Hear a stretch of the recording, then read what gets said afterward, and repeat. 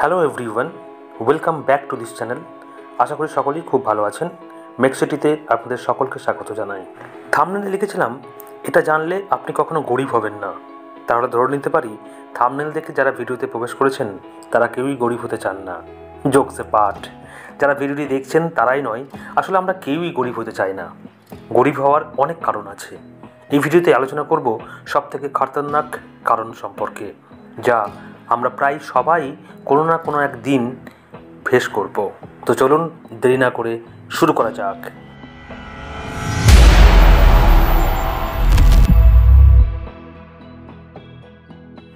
ভারতবর্ষ একটি তৃতীয় বিশ্বের দেশ, ফলে দারিদ্রতার সাথে লড়াই করেই আমাদের বেঁচে থাকতে হয়। সবসময় পরিকল্পনা করে পা ফেলতে হয়। একবার ভুল হলেই সাপ লুডো খেলার মতো 99-এর ঘরে গুটি পড়লেই ব্যাক টু জিরো, সব শেষ, আপনি রাস্তায় এসে যাবেন। এরকমই একটি আশঙ্কা হলো হসপিটালাইজেশন। বর্তমানে মেডিকেল কস্ট ভীষণ বেড়ে গেছে। এক রিপোর্টে দেখা গেছে inflation of medical cost in India 14%, অর্থাৎ প্রত্যেক বছর 14% হারে আমাদের মেডিকেল কস্ট বেড়ে যায়। একবার ভেবে দেখুন, প্রতি বছর 14% হারে যদি মেডিকেল কস্ট বেড়ে যায়, তাহলে 10 বছর পর মেডিকেল কস্ট কোথায় গিয়ে দাঁড়াবে? স্ক্রিনে যে গ্রাফটা দেখতে পাচ্ছেন, তাতে কোনো একটা ট্রিটমেন্টে 2024 সালে খরচ হতো 5 লাখ টাকা। 14% বৃদ্ধির ফলে সেটি 10 বছর পর অর্থাৎ 2034 সালে হবে 18 থেকে 20 লক্ষ টাকা। এবার নিজেকে প্রশ্ন করুন, আপনার ইনকাম ওই একই হারে বাড়বে তো? আপনার ইনকাম 10 বছর পর সেটা কনজিউম করতে পারবে তো? তাছাড়া হার্ট অ্যাটাক, বাইপাস, ক্যান্সার, নি রিপ্লেসমেন্ট ইত্যাদি হাইব্রিড রোগগুলো আগে যেখানে 60 ঊর্ধ্ব ব্যক্তিদের মধ্যে দেখা যেত, এখন সেটা 30, 40 এমনকি 20 বছর ব্যক্তির মধ্যেও দেখা যেতে শুরু করেছে। স্যার দেবী শেট্টি, ওনাকে সবাই চেনেন, ভারতবর্ষের নাম্বার 1 হার্ট সার্জন। তিনি এক ইন্টারভিউতে বলছিলেন, বিদেশে সন্তানরা তাদের বাবা মায়ের হার্টের ট্রিটমেন্ট করাতে নিয়ে আসতো, আর এদেশে 60 ঊর্ধ্ব বাবা মারাই তাদের সন্তানদের হার্টের ট্রিটমেন্ট করাতে নিয়ে আসেন। তাহলে একবার ভেবে দেখুন, আপনার পরিবারে প্রিয় কোনো মানুষের যদি এই রোগ হয়, তাহলে আপনি কি চিকিৎসা করাবেন না? নাকি শহরের বেস্ট হসপিটালে বেস্ট ট্রিটমেন্ট দিয়ে তাকে সুস্থ করে বাড়ি নিয়ে আসবেন? উত্তর অবশ্যই বেস্ট ট্রিটমেন্ট। এখানেই টুইস্ট, সরকারি হাসপাতালে মডার্ন ট্রিটমেন্ট করার জন্য যে যন্ত্রপাতি প্রয়োজন তা ইনসাফিসিয়েন্ট, অথবা তা থাকলেও পাওয়া যায় না। ফলে আপনাকে প্রাইভেট হসপিটালে শরণাপন্ন হতেই হবে। এখানে রোগী তো আপনার সুস্থ হয়ে বাড়ি ফিরে আসবে, কিন্তু ইতিমধ্যে আপনি সর্বশান্ত হয়ে যাবেন। 7 দিন 10 দিনেই যে পরিমাণ বিল আপনাকে পে করতে হবে, তাতে আপনার ব্যাংক তো ফ্রিজ হবেই, সেই সাথে জমি বাড়িতেও হাত পড়তে পারে। এই জন্যই বলা হয়, বর্তমান দিনে গরিব হওয়ার সব থেকে সহজ ও নির্ভরযোগ্য রাস্তা হলো হসপিটালাইজেশন। একটা হসপিটাল বিল আপনাকে পথে বসাতে পারে।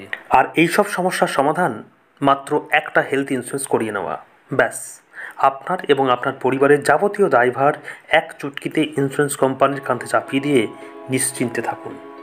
এবার হয়তো আপনি বলবেন, আমার তো 20 বছর বয়স, আমার হেলথ ইন্স্যুরেন্স করার কি দরকার? হ্যাঁ, দরকার আছে। আগেই বলেছি, এখনকার দিনে রোগ রোগীর বয়স থেকে আসে না। তার সবচেয়ে বড় উদাহরণ হলো যুবরাজ সিং।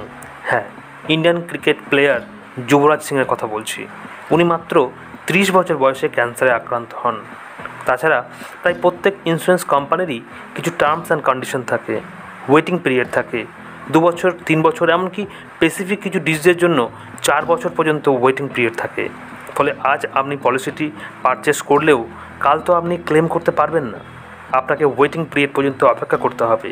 তাই আজ আপনি পারচেস করলে তবেই আপনার প্রয়োজনের দিনে পলিসিটি কাজে আসবে। তাছাড়া আমরা সারা জীবন ধরে কোনো না কোনো বড় লক্ষ্যকে সামনে রেখেই অল্প অল্প করে টাকা জমাই। এই ধরুন, মেয়ের বিয়ে, ছেলের কেরিয়ার, বাড়ি তৈরি করা, অথবা বার্ধক্যের কথা ভেবে আমরা সেভিং শুরু করি। এবার এর মাঝে যদি অযাচিতভাবে কোনো হসপিটালের বিল আপনাকে পে করতে হয়, তাহলে যে মধ্যবিত্ত জীবন আপনি কাটাচ্ছিলেন, সেখান থেকে আপনার গরিব হওয়া কেউ আটকাতে পারবে না। সুতরাং আপনি যদি গরিব হতে না চান, তাহলে আপনাকে অবশ্যই একটা হেলথ ইন্স্যুরেন্স করাতে হবে। একটা হেলথ ইন্স্যুরেন্স যাবতীয় সমস্যার সমাধান। দৈনন্দিন সংসার খরচের তালিকায় হেলথ কভারের জন্য অল্প অল্প করে জমাতে শুরু করুন আজ থেকেই। নিজেকে ও পরিবারকে সেফ ও সিকিউর রাখুন। আপনি যে কোনো কোম্পানির হেলথ ইন্স্যুরেন্স করাতে পারেন, তবে আমার মতে স্টার হেলথ জেনারেল ইন্স্যুরেন্স সেক্টরে leading private health insurance company, যার ক্লেম রেট 98%।